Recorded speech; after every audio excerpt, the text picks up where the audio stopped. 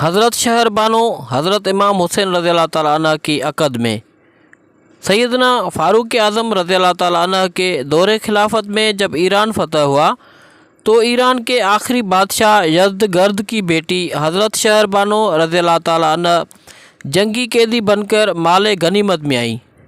जब माल गनीमत तकसीम होने लगा तो अहले मदीना और इस्लामी लश्कर सोचने लगा कि देखते हैं ईरान के बादशाह यज़दगर्द की बेटी शहर बानो किस खुशनसीब के हिस्से में आती है। जब माल गनीमत तकसीम करते हुए शहर बानो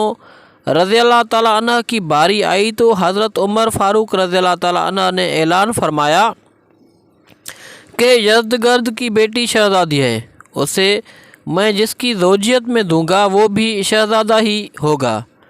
लोग सोचने लगे कि देखते हैं कि हज़रत उमर फ़ारूक रज़ी अल्लाह ताला अन्हु की निगाह में शहज़ादा कौन है। हज़रत उमर फ़ारूक रज़ी अल्लाह ताला अन्हु खड़े हुए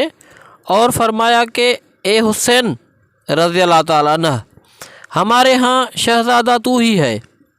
और हज़रत शहर बानो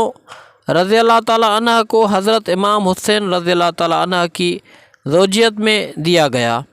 हज़रत उमर फ़ारूक रज़ी अल्लाह ताला अन्हु के अपने बेटे हज़रत अब्दुल्ला रज़ी अल्लाह ताला अन्हु भी थे,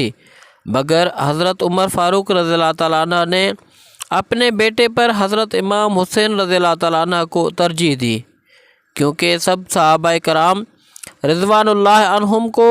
आका सल्लल्लाहु अलैहि वसल्लम ही नहीं बल्कि आप सल्लल्लाहु अलैहि वसल्लम के अहल बैत पाक भी दिलो जान से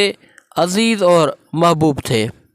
दोस्तों, इस तरह की वाक़यात और बयानात पर मबनी वीडियोज़ के लिए हमारा यूट्यूब चैनल ज़रूर सब्सक्राइब करें।